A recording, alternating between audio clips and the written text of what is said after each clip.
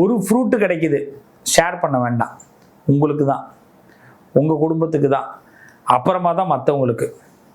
அதே மாதிரி உங்கள்கிட்ட யாராவது பலகீனமாக வந்து பேசுகிறாங்க அப்படின்னா பாவப்பட்டு சுத்தமாக நம்பாதீங்க, உங்களை ஏமாத்துறாங்கன்னு அர்த்தம். அதே மாதிரி உங்களை வந்து கட்டுக்குள்ளே வைக்கணும்னு சில பேர் நினைப்பாங்க, நிறைய பேர் நினைப்பாங்க. தனுசு ராசி எந்த கட்டுக்குள்ளேயும் போய் நிற்காதீங்க. உங்களுக்கு வர யோகத்தையும் அவர்கள் கெடுத்துருவாங்க. இன்னொருத்தன் பேச்சை கேட்டு தான் நீங்கள் வாழணும்னு அவசியம் இல்லை. இன்னொருத்தரோட முன்னேற்றத்துக்காக நீங்கள் ஒரு திட்டம் போடுங்க. உங்கள் முன்னேற்றத்துக்கு கூட போட வேணாம், இன்னொருத்த முன்னேற்றத்துக்காக. அதுதான் உங்களுக்கு பெஸ்ட்டு. அப்போ தான் உங்களுடைய திறமை மற்றவங்களுக்கு தெரிய வரும்.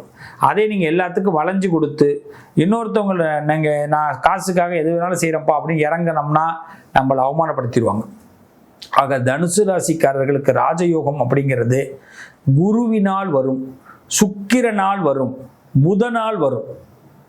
இந்த புதன் உங்களுக்கு சௌகரியமாக இருக்கணும்.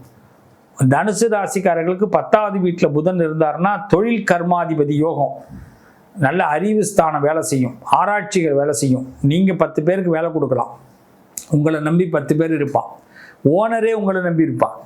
இதுதான் உண்மை.